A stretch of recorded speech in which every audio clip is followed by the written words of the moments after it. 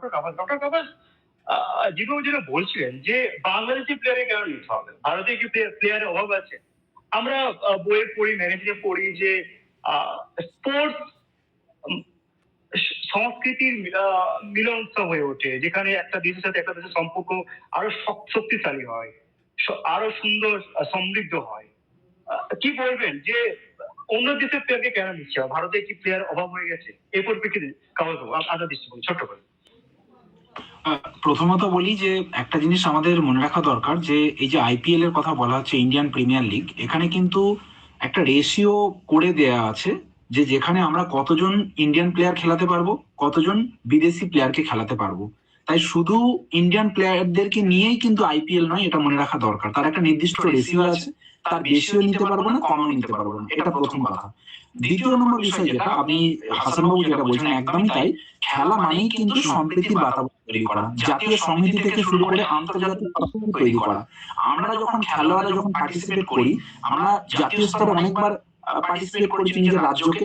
Suppose মনে করেন আমি মহারাষ্ট্রে খেলতে যাচ্ছি, উদ্দেশ্য কখনোই নয় যে পশ্চিমবঙ্গে কোন রাজনৈতিক দল আছে আর মহারাষ্ট্রে কোন রাজনৈতিক দল আছে একে অপরের বিরুদ্ধে প্রতিশোধ নেওয়া। আমরা যখন মাঠে নামি আমাদের উদ্দেশ্যটাই হয় আমার রাজ্যকে যদি রিপ্রেজেন্ট করি, আমার দেশকে যদি রিপ্রেজেন্ট করি, তাহলে আমার দেশ ভারত মাতাকে সেখানে জিতিয়ে দেওয়া, আমার রাজ্য পশ্চিমবঙ্গকে জিতিয়ে দেওয়া। আমরা কিন্তু কোনো রাজনৈতিক উদ্দেশ্য প্রণোদিত হয়ে মাঠে নামি না, এটা এক।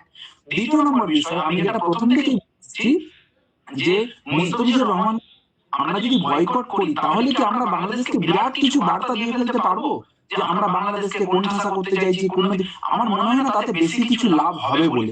আমি আবারও বলবো, যদি সঠিক ভাবে বার্তা দিতে হয়, কূটনৈতিক ভাবে বার্তা দেওয়া হোক, বাংলাদেশকে এমন ভাবে কোণঠাসা করা হোক, এই যে একজন সংখ্যালঘু সম্প্রদায়ের মানুষের উপরে যেভাবে আক্রমণ নামানো হলো সেটার বিরুদ্ধে কথা বলা। এবং আমি বারবার বলছি, অ্যাকচুয়ালি প্রবলেমটা কোথায়, এই বাংলাদেশ বা ভারতবর্ষ পশ্চিমবঙ্গের ক্ষেত্রে সংখ্যালঘু বলতেই কিন্তু বাংলাদেশে আমরা বুঝি হিন্দু, আর পশ্চিমবঙ্গের ক্ষেত্রে আমরা সংখ্যালঘু মানেই কিন্তু বুঝি মুসলমান। কিন্তু তার বাইরেও কিন্তু সংখ্যালঘুদের প্রতি কিন্তু আক্রমণ প্রতিনিয়ত চলছে, গোটা বিশ্ব জুড়ে চলছে। তাই গোটা বিশ্ব জুড়ে এমন পলিসি গ্রহণ করা হোক এবং ভারতবর্ষ সেক্ষেত্রে অগ্রণী ভূমিকা পালন করুক, এবং বিভিন্ন ক্রীড়া সংস্থা তারাও কিন্তু এর জন্য কিন্তু বিভিন্ন প্রপোজাল দিতে পারে, যেখানে কিন্তু এমন পলিসি গ্রহণ করা হোক সংখ্যালঘুদের উপরে এই ধরনের আক্রমণ কিন্তু যাতে না আসে। আমি আবারও বলবো যে একজন প্লেয়ারকে বয়কট করে বিরাট কিছু বার্তা আমরা দিতে পারবো বলে মনে হয় না।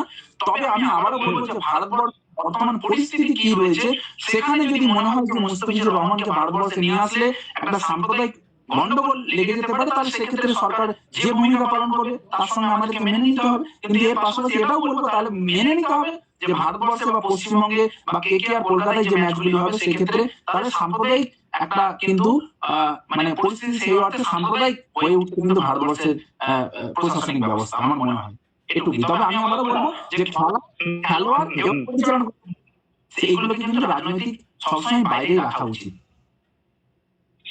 আমাদের সময় শেষ, আপনাদের অসংখ্য ধন্যবাদ ন্যাশনাল বার্তাতে সময় দেওয়ার জন্য। আমরা